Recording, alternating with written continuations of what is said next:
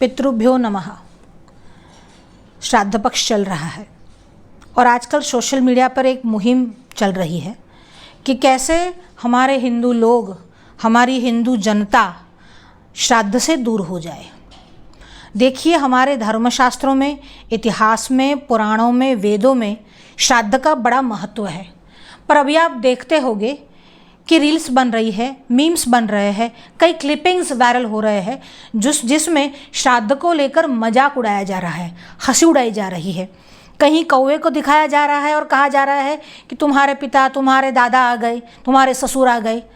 देखिए, कौवे के रूप में जो पितृ है वो आते नहीं हैं। कहीं भी ऐसा कोई वाक्य है ही नहीं कि पितृ जो है वो कौवे के रूप में आते हैं।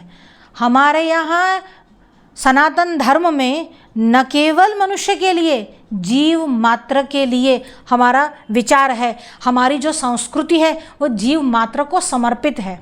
हम यह सोचते हैं कि श्वान को अपना ग्रास कैसे मिले, हम यह सोचते हैं गाय को अपनी रोटी कैसे मिले, हम यह सोचते हैं कि पिपीलिका, चींटियाँ आदि जो है उनको अपना खाना, उनको अपना कण कैसे मिले। हम यह सोचते हैं कि हम वायस आदि पक्षियों को अपना खाना कैसे मिले।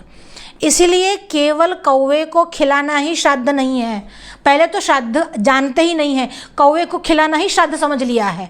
और उसमें हमारी जो अपने शास्त्रों के प्रति जो हमारी अश्रद्धा है, और दूसरा शास्त्रों के प्रति हमारी जो समझ नहीं है, या हमारे जो गुरु बन बैठे गुरु है जो श्राद्ध के विषय में हमको समझाते नहीं है, इसका कारण वे लोग भी है।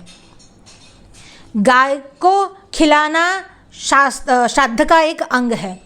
वायस यानी कौवे को खिलाना भी श्राद्ध का एक अंग है। पिपीलिका को खिलाना भी श्राद्ध का एक अंग है। श्वान को देना, पंच बलि दी जाती है।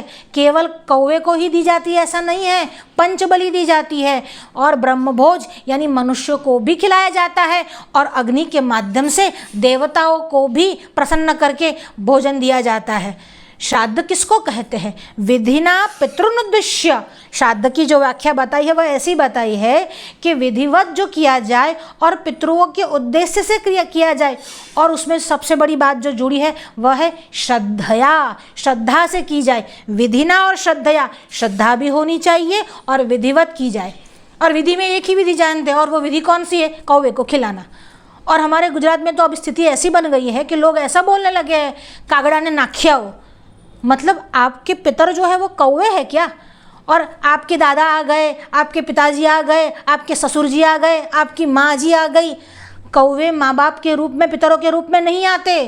कौवे को हम उस समय याद करते हैं। और क्यों याद करते हैं? काको पिजीव तिचराय बलिंच भुंगते।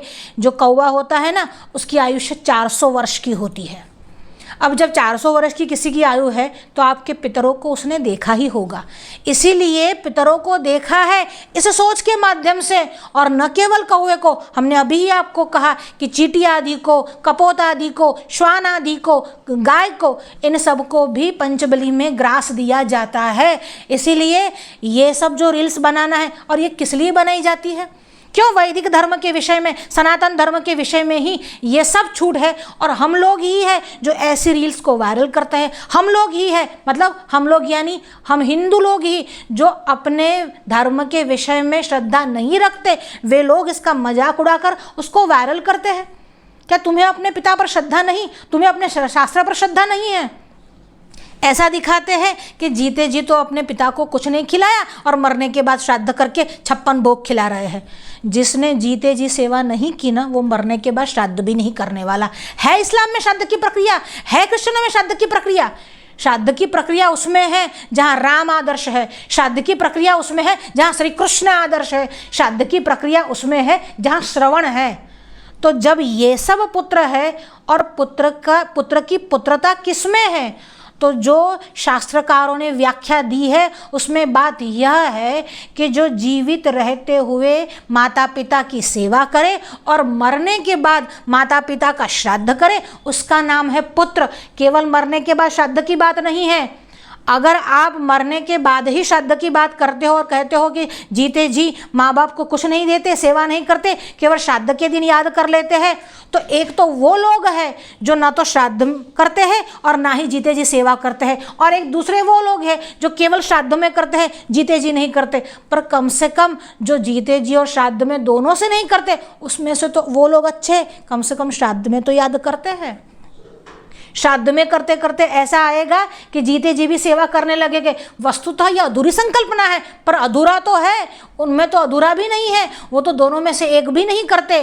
और ये रील्स बनाने वाले, ये मीम्स बनाने वाले और सोशल मीडिया पर ये रील्स चलाने वाले का जो उनकी मनसा है, जो उनका इंटेंशन है, वो इंटेंशन ये है कि श्राद्ध क्रिया से हिंदू लोग दूर हो जाए। उनकी बात यह है, वो आप पर हंसी उड़ा रहे हैं।